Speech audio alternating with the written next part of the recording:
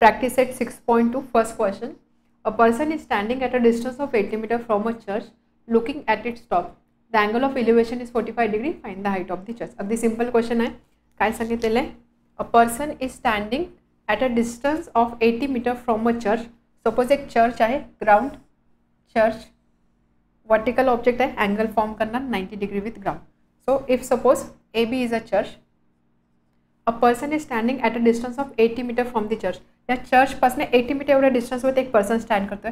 Let's consider तो person इथे कुठे स्टँड करतोय. सपोज सी आहे पर्सनची पोझिशन आणि हे डिस्टन्स आहे 80 meter. Okay. A person is standing at a distance of 80 meter from the church looking at its top. इथे हा पर्सन किंवा हा ऑब्झर्वर इथे उभं राहून या चर्चच्या टॉपकडे बघतोय. त्याच्या लेवलपासून वरच्या लेवलला बघतो. म्हणजे इथे कोणता अँगल फॉर्म होणार आहे? Angle of elevation. The angle of elevation is 45 degree. Angle of elevation म्हणजेच काय? हा अँगल लाईन ऑफ साईट आणि हॉरिझॉन्टल याच्यामध्ये फॉर्म झालेला अँगल आहे 45 degree. Find the height of the church. तर आपल्याला चर्चची हाईट फाइंड करायची. म्हणजे एच सपोज एच जर व्हॅल्यू असेल ए बीची तर आपल्याला एचची व्हॅल्यू फाइंड करायची. Triangle A B C right angle triangle आहे. एक अँगल दिलेला आहे, एक साईड माहिती, ही साईड फाइंड करायची. 45 डिग्री अँगल दिलेला आहे. जर 45 ह्या अँगलचा विचार केला, अँगल सीचा विचार केला तर आपल्याला एच आणि 80 मीटर यांना रिलेट करायचं. म्हणजे आपल्याला कोणता रेशो घ्यावा लागेल? टॅन. का? कारण टॅन म्हणजे काय? Tan is opposite upon adjacent. Opposite find करायची, ॲडजसंट माहिती, टॅन 45ची स्टँडर्ड व्हॅल्यू माहिती. सो त्याचा यूज करून आपल्याला एच म्हणजेच काय, ए बी म्हणजेच काय, चर्चची हाईट फाइंड करता येणार आहे. Okay. So solution, let A B be the church, height of church be h, height of church be h म्हणजेच काय, A B is equal to H metre.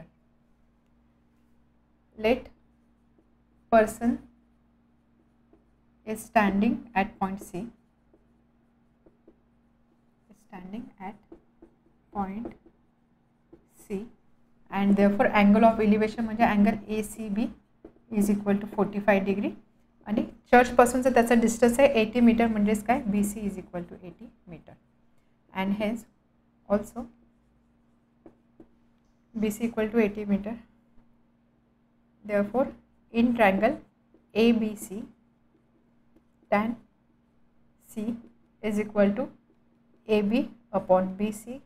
tan C म्हणजेच काय, tan 45 is equal to AB. AB म्हणजे height h आणि BC is 80. tan 45 ची value नेहमी असते 1. का? कारण tan 45 म्हणजे sin 45 upon cos 45 middle value.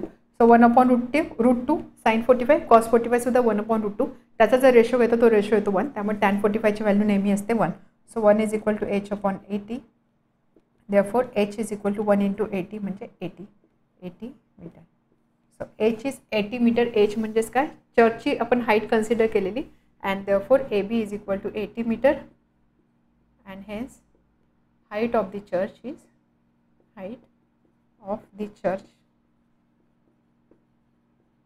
is 80 meter. Second, from the top of a lighthouse, an observer looking at a ship makes angle of depression of 60 degree. Lighthouse म्हणजे काय माहिती आहे? लाईटहाऊस म्हणजे समुद्रकिनारी किंवा समुद्रामध्ये असे उंच टॉवर्स असतात की जिथून लाईटचे मोठे फोकस दाखवले जातात. म्हणजे जे काही जहाज शिप चालले असतील त्यांना लॅम्पचा यूज करून किंवा लेन्सेसचा यूज करून लाईट दाखवली जाते. त्याला बोलतात लाईटहाऊस. सो लाईटहाऊस म्हणजे थोडक्यात काय, एक टॉवर आहे. So from the top of a lighthouse and observer looking at a ship makes angle of depression of 60 degree. Suppose this is that tower किंवा याला आपण बोलू लाईटहाऊस. लाईटहाऊस आहे ए बी. ऑब्झर्वर कुठे आहे? लाईटहाऊसच्या टॉपला. म्हणजे ऑब्झर्वर इथे आहे पॉईंट एला असं आपण कन्सिडर करू. So from the top of lighthouse and observer looking at a ship makes angle of depression of 60 degree. Suppose इथे कुठेतरी शिप आहे. इथे पॉईंट सी जर आपण कन्सिडर केला, लेट से पॉईंट सीला आहे शिप. तर आता this is the object, this is observer. तर ऑब्झर्वर ऑब्जेक्टच्या वरच्या लेवलला आहे. म्हणजे ऑब्झर्वर खाली बघतो म्हणजे इथे कोणता अँगल होणार आहे? Angle of depression. Angle of depression दिलेला आहे 60 डिग्री. अँगल ऑफ डिप्रेशन हा कशामधला अँगल असतो? हॉरिझॉन्टल लाईन आणि line of side.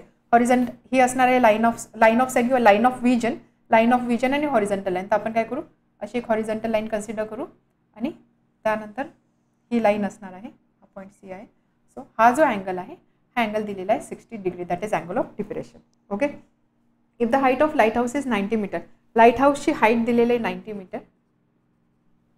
Then find how far the ship is from the light house. ते लाईट हाऊसपासून शिप किती डिस्टन्सवरती आहे म्हणजे आपल्याला बी सीची व्हॅल्यू फाइंड करायची आहे. ठीक आहे, समजलं. एक लाईट हाऊस, एक शिप, ऑब्झर्वर इथे आहे. ऑब्झर्वर शिपकडे बघतोय, खाली बघतोय, अँगल ऑफ डिप्रेशन असणार आहे. अँगल ऑफ डिप्रेशन म्हणजे हॉरिझॉन्टल लाईन आणि लाईन ऑफ विजन याच्यामध्ये असणारा अँगल, त्यामुळे अँगल असणार आहे 60 डिग्री. तर आता आपल्याला फाइंड करायचं आहे हे डिस्टन्स किती असणार आहे. टॉवर आहे त्यामुळे अँगल 90 डिग्री असणार आहे. राईट अँगल ट्रँगल आहे. आता हा अँगल 60 आहे. हॉरिझॉन्टल लाईन आहे. हॉरिझॉन्टल लाईन याला पॅरलल असणार आहे, BCला पॅरलल असणार आहे. दोन पॅरलल लाईन, एक ट्रान्सवर्स आहे, त्यामुळे हे जे दोन अल्टरनेट अँगल असतात फॉर्म झालेले अल्टरनेट अँगल इक्वल व्हॅल्यूचे असतात. अँगल 60 आहे म्हणजे अँगलसुद्धा किती असणार आहे, 60 डिग्री असणार आहे. राईट अँगल ट्रँगल ABC, एक अँगल 60 आहे. ही साईड माहीत आहे, ही साईड फाइंड करायची. ऑपोजिट आणि ॲडजस्टंट साईड यांना रिलेट करणार कोणता रेशो आहे, टॅन रेशो आहे. टॅन 60 स्टँडर्ड व्हॅल्यू आपल्याला माहीत आहे. Tan 60 is equal to 90/BC. या दोन्ही व्हॅल्यू पुट करा, त्याहून आपल्याला BC म्हणजेच शिपचं लाईट हाऊसपासूनचं डिस्टन्स मिळणार आहे. Okay, so solution, let AB with the light house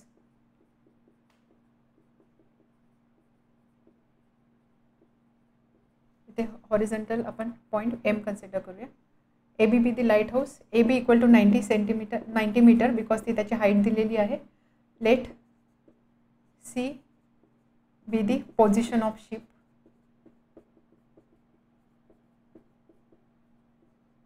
Okay,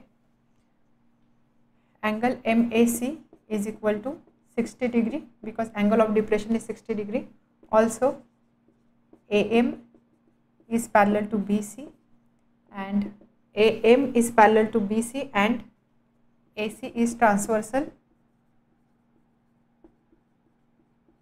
Therefore angle MAC is equal to angle ACB is equal to 60 degree. Reason, alternate angle.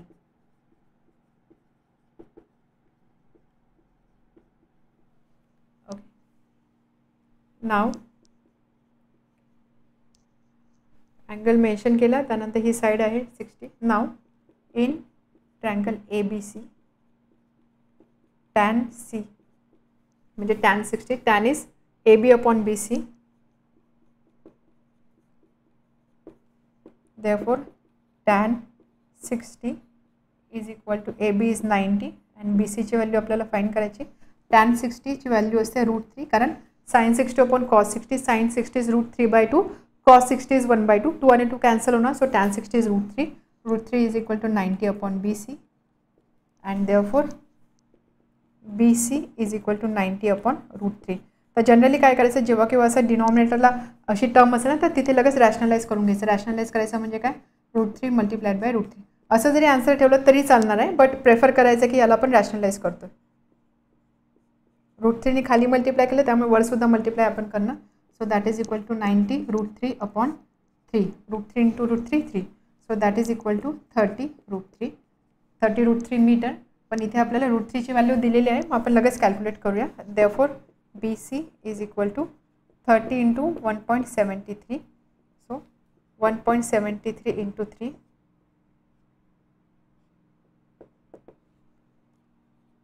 51.9. BC म्हणजेच काय, that is distance, how far ship is from the lighthouse, that is ship is at distance of 51.9 meter from the lighthouse.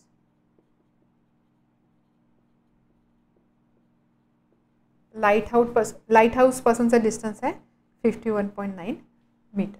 Next question, question number 3. Two buildings are facing each other on a road of width 12 meter.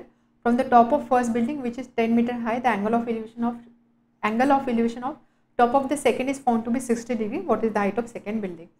दोन building दिलेला आहे, एक road दिलेला आहे, रोडची width दिलेली. तर या कंडिशनचा यूज करून आपल्याला सेकंड बिल्डिंगची हाईट चेक करायची किंवा फाइंड करायची आहे. क्वेश्चन स्टेटमेंट नीट रीड करूया. काय दिलेलं आहे, two buildings are facing each other on a road of width 12 meter. एक रोड आहे, ठीक आहे, असा काही रोड असणार आहे, ठीक आहे. तर या रोडची विड्थ आपल्याला दिलेली आहे 12 मीटर. तर ह्या road, two buildings are facing each other on a road of width 12 meter. याचा अर्थ काय, दोन बिल्डिंग एकमेकांना फेस करताय म्हणजेच काय, एक बिल्डिंग इथे असेल आणि एक बिल्डिंग इथे असेल, अशा असतील त्या, जेणेकरून त्या दोघं एकमेकांना फेस करताय, ठीक आहे. So two buildings are facing each other on a road of width 12 meter. तर एक बिल्डिंग आपण अशी कन्सिडर करू आणि सेकंड बिल्डिंग अशी कन्सिडर करू. हाईट्स आपल्याला अजून माहिती नाही काय दिलेलं आहे. 2 buildings are facing each other on a road of width 12 meter. From the top of first building which is 10 metre high. Suppose ही फर्स्ट बिल्डिंग आहे, हिची हाईट दिलेली आहे 10 मीटर हाय. सो याच्या टॉपपासून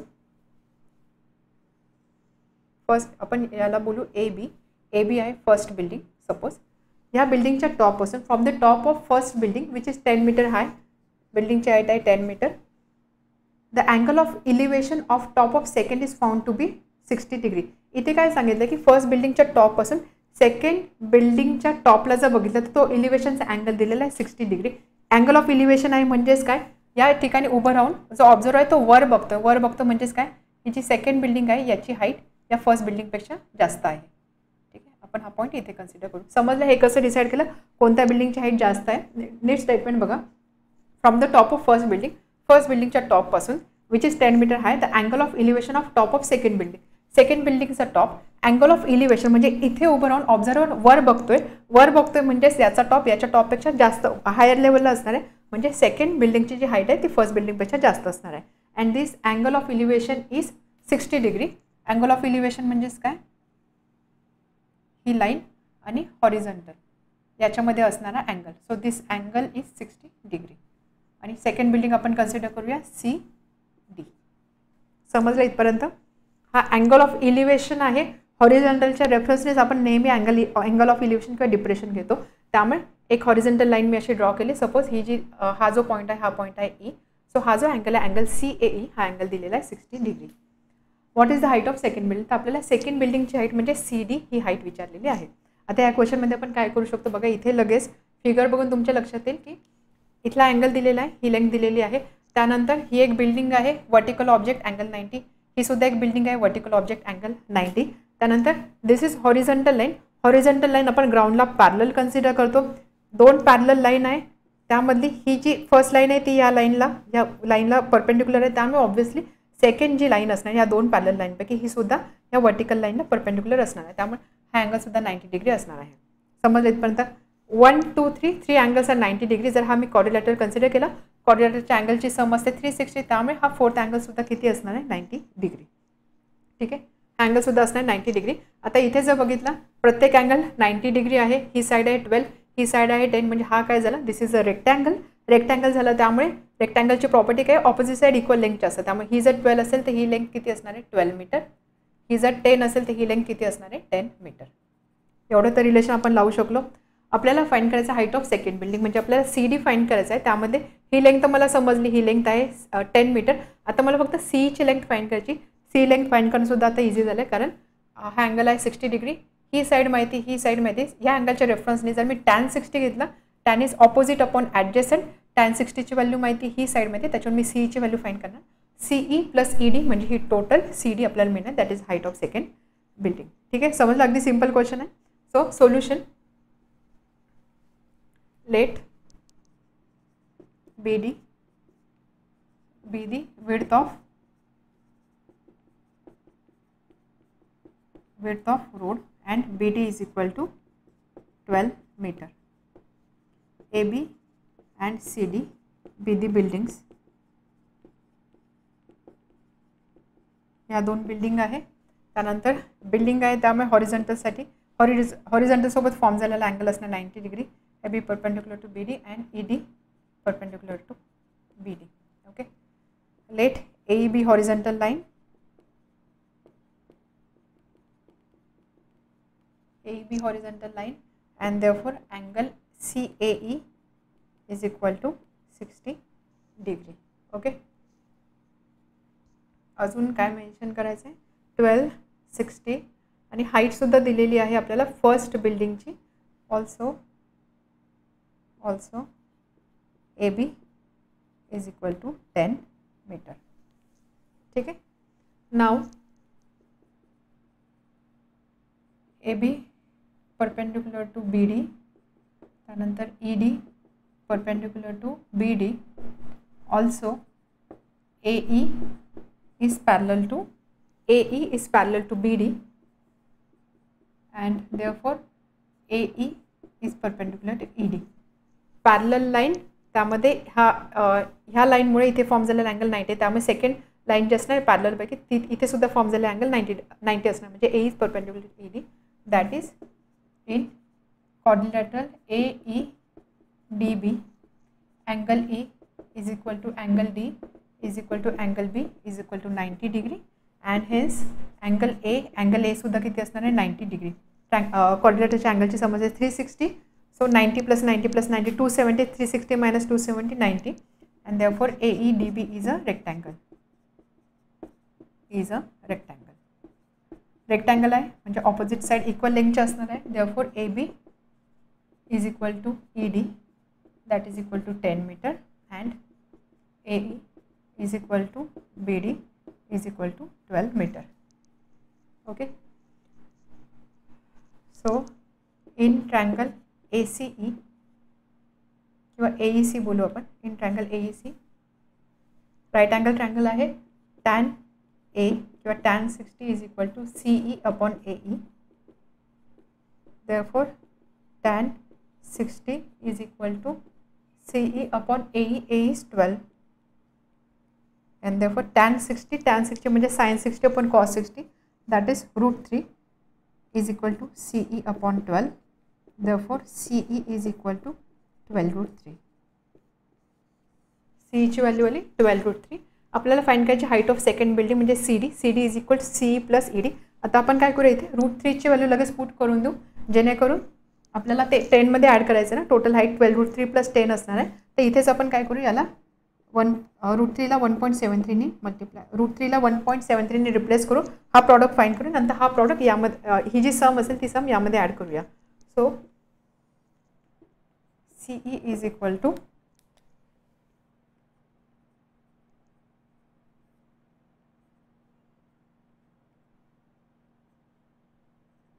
20.76. Height of second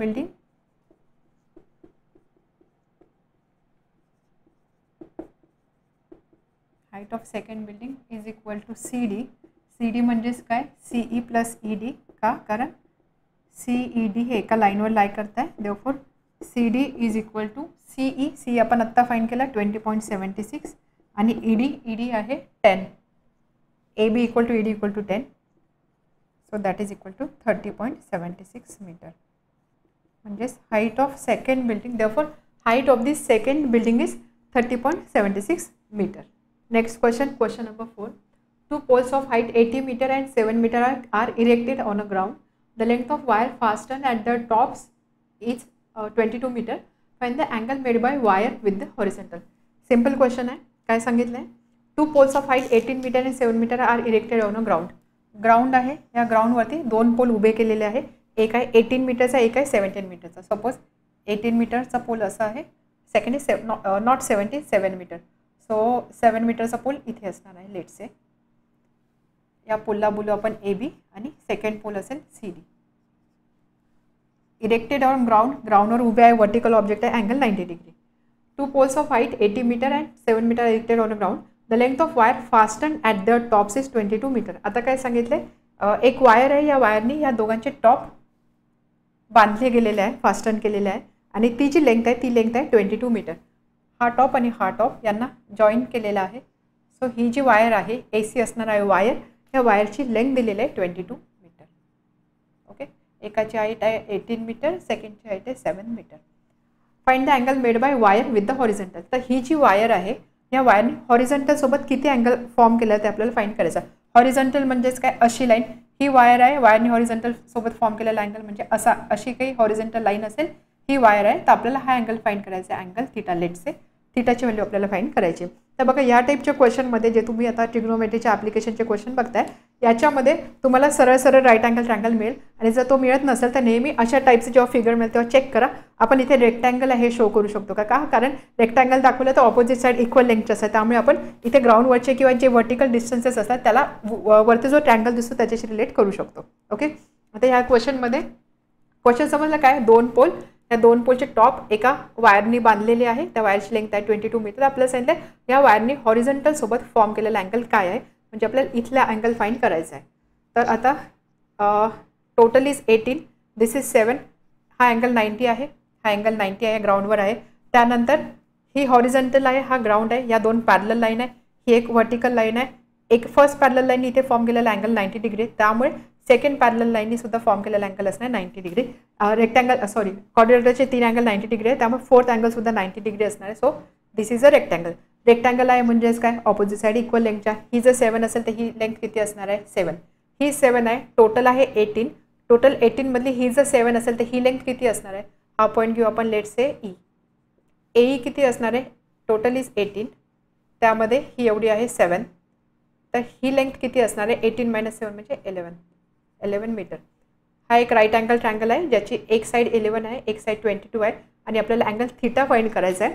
हायपोटेनस दिलेली आहे. जर आपण थीटाचा विचार केला, थीटाच्या रेफरन्सनी AC हायपोटेनस आहे, थीटाच्या रेफरन्सनी AE ही काय आहे, ऑपोजिट साईड. ऑपोजिट साईड आणि हायपोटेनस याला रिलेट करणारा आपल्याकडे कोणता रेशो असतो, sine. Sine theta is opposite upon hypotenuse. So sine is equal to 11/12. Sine theta is equal to 1/2. Sine theta half कोणता कशासाठी असतो, theta is equal to sine. ठीक आहे, sine theta is equal to half. साईनची कोणती value half असते, sine 30 is half. म्हणजेच काय, थीटाची व्हॅल्यू किती आली, 30. That's it. Okay, so solution.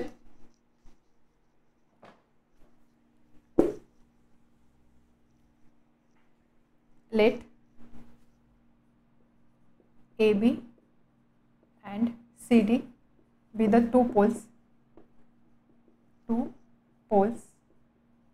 with A and C as top. Okay, AB is equal to 18 meter, CD is equal to 7 meter. Top tie केलेले आहे, ती जी वायर आहे AC is equal to 22 meter. इथे लिहायचं AC is the length of wire. Okay, now AB perpendicular to BD, CD perpendicular to BD. Also आपण इथे लिहूया EC. Also let EC is the horizontal line.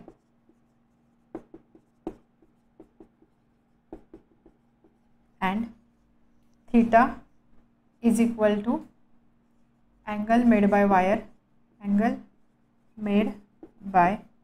wire, AC with horizontal line CE, EC.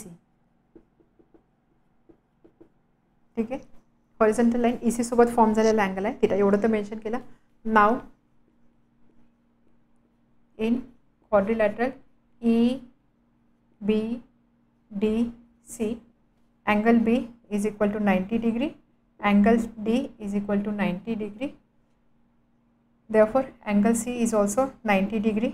Angle C सुद्धा 90 degree असणार आहे. Reason लगेच लिहू शकतो आपण, EC is parallel to BD and therefore angle E किंवा angle CEB is equal to 90 degree. क्वाड्रिलॅटरच्या अँगलची सम असते 360, सो त्यावरून अँगल मिळेल 90 degree. Therefore EBDC is a rectangle. Rectangle आहे, ऑपोजिट साईड इक्वल लेंथच्या असणार आहे. Therefore EC is equal to BD and CD equal to EB. EB is equal to CD.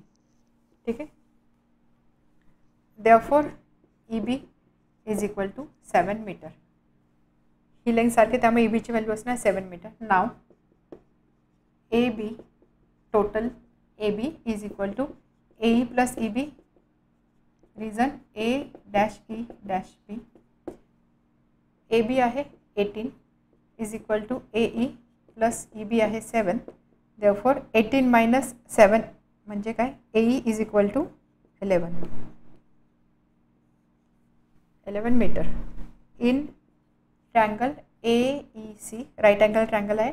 यामध्ये जर मी साइन C कन्सिडर केला, साइन C, साइनच का घेतलं समजलं ना, हायपोटेनस आणि ऑपोजिट साईडची व्हॅल्यू दिली म्हणून पण साइनला रिलेट करतोय.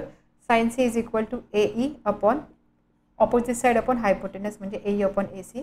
देअरफॉर साइन C म्हणजे थीटाची व्हॅल्यू आपल्याला फाइंड करायची, that is equal to AE. AE म्हणजे 22 सॉरी AE म्हणजे 11 आणि AC म्हणजे 22. So that is equal to half. Since sin 30 is equal to half. sin 30 half आहे, sin थीटा हाफ आहे, म्हणजेच काय थीटाची व्हॅल्यू किती असणार आहे 30 डिग्री. थीटाची व्हॅल्यू 30 डिग्री आली म्हणजेच काय थीटा आपण काय कन्सिडर केला angle made by wire with horizontal line. Therefore एंडला लिहिणार therefore angle made by the wire with horizontal line is 30 degree. Next question, question number 5. A storm broke a tree and tree top rested 20 meter from the base of a tree, making angle of 60 degree with the horizontal. Find the height of the tree. Broken tree चा जो आपण question solve केला practice example मध्ये तसाच एक question आहे. काय सांगितलं आहे की एक ट्री ब्रेक झाला त्यानंतर ट्री टॉप रेस्ट करतोय किती डिस्टन्सवरती आणि अँगल किती दिलेला आहे त्याचा यूज करून आपल्याला ट्रीची हाईट फाइंड करायची. तर ब्रोकन ट्री केसमध्ये काय काय सिनारिओ काय असतं, काय कंडिशन असते. सपोज असं काही एक झाड आहे, ठीक आहे, हे जे झाड आहे ते ब्रेक होतं. सो हा असणार आहे अप्पर ब्रोकन पार्ट आणि हा असणार आहे लोअर ब्रोकन पार्ट. तर या केसमध्ये काय सांगितलं a storm broke a tree and tree top rested 20 metre from the base of tree. आता हे झाड तुटलं त्यामुळे काय होणार, हा जो झाडाचा वरचा जो पार्ट आहे ब्रोकन पार्ट आहे तो ऑब्व्हियसली खाली जमिनीवर पडणार आहे, ग्राउंडवर पडणार आहे. कंडिशन दिलेले ट्री टॉप म्हणजे हा तुटलेल्या झाडाचा जो टॉप आहे tree top rested 20 metre from the base of tree. ट्रीचा बेस आहे हा. सो ह्या बेसपासून हा जो टॉप आहे हा टॉप रेस्ट करतोय at a distance of 20 metre. समजलं. ओरिजिनल ट्री त्याचा बेस या ट्री ब्रेक झालेला आहे त्यामुळे हा जो पार्ट आहे असा खाली पडणार आहे आणि या ट्रीचं हे जे डिस्टन्स आहे बेसपासूनचं ते डिस्टन्स आहे 20 metre. Okay. Making angle of 60 degree with the horizontal. शिवाय अजून एक कंडिशन दिली आहे की हा ट्रीचा हा जो पार्ट आहे याने हॉरिझॉन्टल सोबत फॉर्म केलेला अँगल म्हणजे हा अँगल दिलेला आहे 60 degree. Find the height of tree. तर आपल्याला ह्या ट्रीची हाईट फाइंड करायची आहे. सिमिलर असाच एक क्वेश्चन आपण प्रॅक्टिस एक्झाम्पलमध्ये अगदी डिटेलमध्ये सोडवलेला आहे. तर आता या केसमध्ये आपल्याला काय करावं लागणार आहे, जसं आपण त्या एक्झाम्पलमध्ये कन्सिडर केलेलं. दिस इज द ग्राउंड, ठीक आहे. Let's say this is tree घेऊया आपण ए बी हा ओरिजिनल ट्री होता. त्यानंतर आपण असं कन्सिडर करतो की सपोज ट्री इथे ब्रेक झाला म्हणजे हा जो पॉईंट आहे हा ट्री इथे ब्रेक झाला. हा जो AC आहे हा ब्रोकन अप्पर पार्ट आहे किंवा ट्रीचा टॉप आहे. तर हा टॉप असा खाली पडणार म्हणजे असा काही पडणार आहे. त्यानंतर हा जो पॉईंट आहे लेट्स से हा पॉईंट मी घेते डी घेऊया. हा पॉईंट घेते मी डी. आता काय होणार आहे, हा पार्ट आहे हा पार्ट फक्त असा फिरला आहे म्हणजे हा पार्ट असा फिरला आहे त्यामुळे ही लेंथ आणि ही लेंथ सारखंच असणार आहे. This is upper broken part, this is also upper broken part. त्यामुळे ही लेंथ आणि ही लेंथ सारखी असणार आहे. सो या दोन्ही लेंथ सारख्या असणार आहे. ओके. त्यानंतर ट्री आहे वर्टिकल ऑब्जेक्ट आहे, हा अँगल असणार आहे 90 डिग्री. कंडिशन दिलेली आहे की ज्यावेळेस झाड असं खाली पडतं तर हे जे डिस्टन्स आहे ट्रीच्या बेसपासूनचं हे डिस्टन्स आहे 20 मीटर ॲज वेल ॲज हा जो अँगल दिलेला आहे हा अँगल दिलेला आहे 60 डिग्री. तर आपल्याला फाइंड करायचं आहे टोटल ए बी म्हणजे टोटल ट्रीची हाईट फाइंड करायची आहे. ठीक आहे. सिम्पल क्वेश्चन आहे. आता यामध्ये आपण काय करणार बघा, ही लेंथ दिलेली आहे त्यानंतर हा अँगल आहे, या दोन्ही लेंथ आपल्याला सारख्या दाखवल्या, आपल्याला टोटल लेंथ फाइंड करायची आहे. तर या केसमध्ये जर इथे मी tan 60 कन्सिडर केला, tan 60 का, कारण ही साईड मला माहिती हा अँगल माहिती आहे. सो ऑपोजिट आणि ॲडजस्टंट साईड यांना रिलेट करणारा रेशो असतो tan 60 स्टँडर्ड व्हॅल्यू ती मला माहिती. tan 60चा यूज करून मला ही व्हॅल्यू मिळेल म्हणजे BCची व्हॅल्यू मिळेल. ओके. सो ही सुद्धा लेंथ मला माहिती असेल, ही सुद्धा लेंथ मला माहिती असणार आहे. त्यानंतर ही लेंथ मी फाइंड करू शकते. ही लेंथ मी कशी फाइंड करणार, ट्रँगल आहे, ही साईड आहे 20, ही लेंथ मला फाइंड करायची. हा अँगल मला माहिती, हा अँगल 90 आहे. त्यानंतर ही साईडसुद्धा मला माहिती झालेली आहे. सो एक तर मी पायथागोरस थेरम अप्लाय करेल. पायथागोरस थेरमचा यूज करून मला हायपोटेनसची व्हॅल्यू मिळणार आहे. हायपोटेनस म्हणजे ही व्हॅल्यू मिळणार आहे. ही व्हॅल्यू आणि ही व्हॅल्यू सारखी आहे म्हणजे टोटल ट्रीची लेंथ मला मिळणार किंवा हाईट मिळणार आहे. किंवा अनदर वे हा अँगल 60 हा अँगल 90 म्हणजे हा किती असणार, हा अँगल असणार आहे 30 डिग्री. हा अँगल 30 डिग्री आहे. सो sin 30 ची स्टँडर्ड व्हॅल्यू मला माहिती. sin 30 का घेते मी, कारण ह्या अँगलच्या रेफरन्सने मला ऑपोजिट साईड माहिती. साईन काय असतं, ऑपोजिट अपॉन हायपोटेनस. sin 30 मला माहिती, ऑपोजिट साईड माहिती, त्याच्यावर मला हायपोटेनस मिळेल. हायपोटेनस म्हणजे ही व्हॅल्यू. सो एक तर तुम्ही पायथागोरस थेरम अप्लाय करा किंवा हा अँगल 30 कन्सिडर करून तुम्ही साईन रेशो यूज करा. दोघांपैकी कोणत्या एका वेळीने तुम्ही ही DCची व्हॅल्यू फाइंड करू शकता. DC म्हणजेच AC. So AB is equal to AC plus BC. BC already find केलेली, AC आता मिळाले. ॲडिशन करा, त्यावरून तुम्हाला ट्रीची हाईट मिळणार आहे. Okay. So solution, let AB be the tree,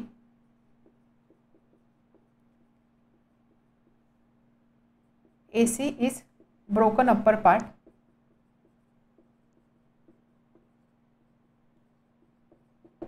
okay. Let tree top rest, ट्रीचा जो टॉप आहे, so let tree top rest at point D. ट्रीचा जो टॉप आहे ह्या पॉईंटला रेस्ट करतोय, तो पॉईंट आहे D.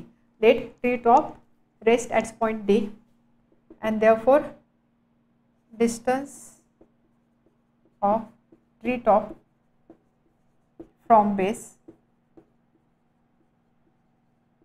Is equal to B D is equal to 20 metre. ठीक आहे, हे डिस्टन्स आहे 20 metre. Also angle CDB is equal to 60 degree and AC is equal to CD or DC broken upper part.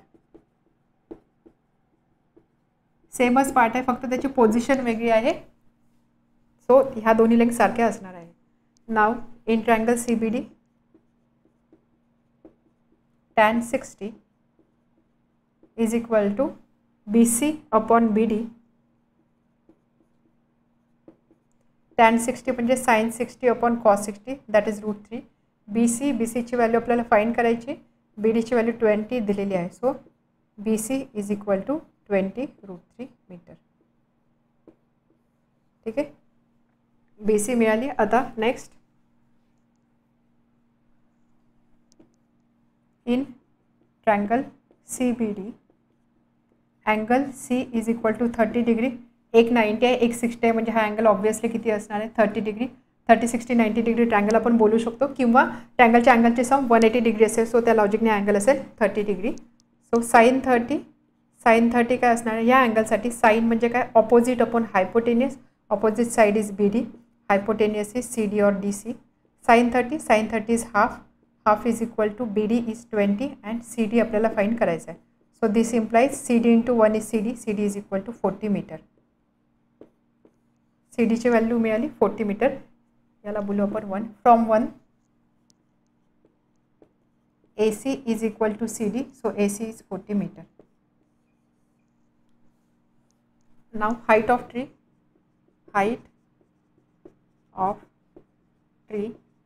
is equal to height of tree म्हणजे AB, that is equal to AC plus BC.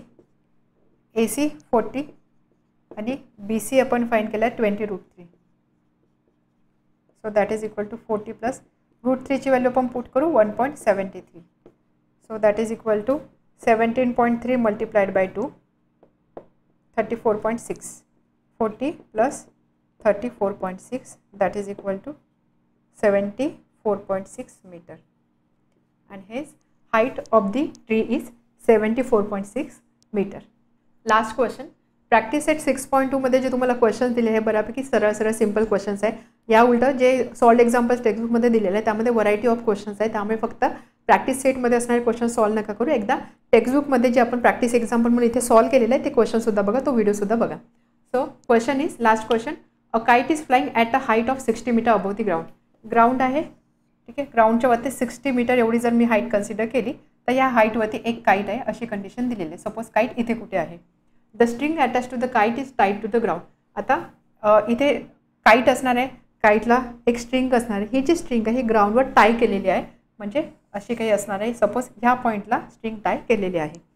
It makes angle 60 degree with the ground. आता ही जी string आहे ही ग्राउंडसोबत angle form करते 60 degree. Assuming that string is straight. Of course आपल्याला string straight assume करावं लागेल, त्याशिवाय right angle triangle आपण consider नाही करणार किंवा ट्रँगलची साईड कन्सिडर नाही करू शकत. म्हणून ही जी स्ट्रिंग आहे स्ट्रिंग आपल्याला स्ट्रेट कन्सिडर करायची. Find the length of string. तर आपल्याला या स्ट्रिंगची लेंथ फाइंड करायची आहे. ठीक आहे, सिंपल क्वेश्चन आहे. लगेच आपण सॉल्व करूया. काय सांगितलेलं आहे, एक राईट अँगल ट्रँगल आपल्याला बनवावं लागेल. Suppose this is the ground, त्यानंतर दिस इज पोझिशन ऑफ काइट. इथे आहे काइट, त्यानंतर काइटची जी स्ट्रिंग आहे ती ग्राउंडला ह्या ठिकाणी सपोज टाय केली point B. String tied at point B.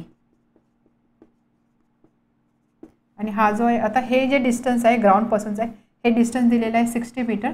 So हा एक पॉईंट घेऊ आपण सी. हा पॉईंट आहे ग्राउंडवरचा एक पॉईंट. ठीक आहे, पॉईंट ऑन अ ग्राउंड. त्यामुळे हा अँगल असणार आहे 90 डिग्री. हा अँगल 90 डिग्री आहे, ॲज वेल एज हा अँगल दिलेला आहे 60 डिग्री. स्ट्रिंगनी हॉरिझॉन्टल सोबत फॉर्म केलेला अँगल 60 डिग्री. अँगल 60 आहे. त्यानंतर आपल्याला फाइंड काय करायचं, लेंथ ऑफ स्ट्रिंग, म्हणजे आपल्याला ही लेंथ फाइंड करायची आहे. तर जर मी ह्या अँगलचा विचार केला, अँगल 60चा जर मी विचार केला, या ट्रँगलमध्ये मला ही साईड माहिती, ही साईड अँगल 60साठी कोणती साईड आहे, ऑपोजिट साईड आहे आणि हायपोटेनस फाइंड करायचा आहे. ऑपोजिट साईड आणि हायपोटेनस याला कोण रिलेट करतं, sine theta. Sine theta is equal to opposite side upon hypotenuse. त्यामुळे जर मी ते साइन 60 यूज केला, साइन 60ची स्टँडर्ड व्हॅल्यू मला माहिती आहे, sine 60 is equal to 60 upon this side. यावरून मला साईड ए बी म्हणजेच काय स्ट्रिंगची लेंथ फाइंड करता येणार आहे. इथे आपण बोलूया दिस इज स्ट्रिंग. ही स्ट्रिंग आहे, ग्राउंडला इथे टाय केलेली आहे, दिस इज काईट आणि हा ग्राउंड पॉईंट आहे, त्यामुळे हे डिस्टन्स आहे 60 metre. So solution, let A B position of string, kite, not string. A B position of kite. B is point where string is tied to the ground.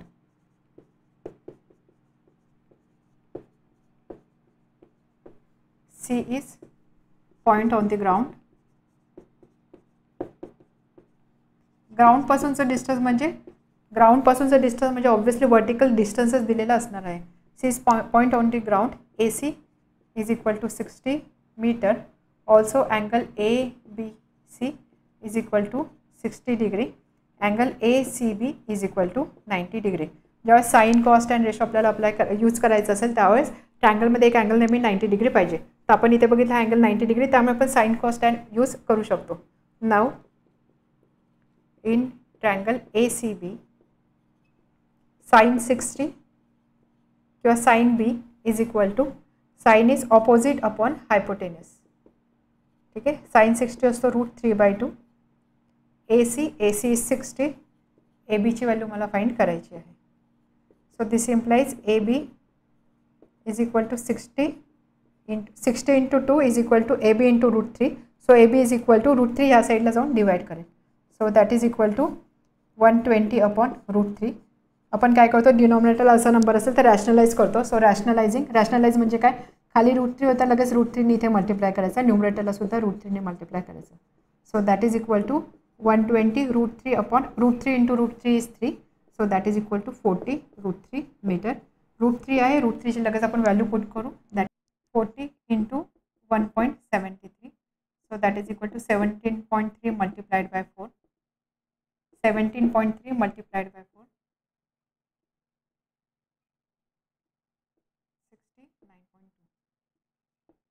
69.2 metre. 69.2 ही value आली A बीची. therefore AB is equal to 69.2 मीटर. म्हणजेच A B म्हणजेच काय, length of string. therefore length of string is 60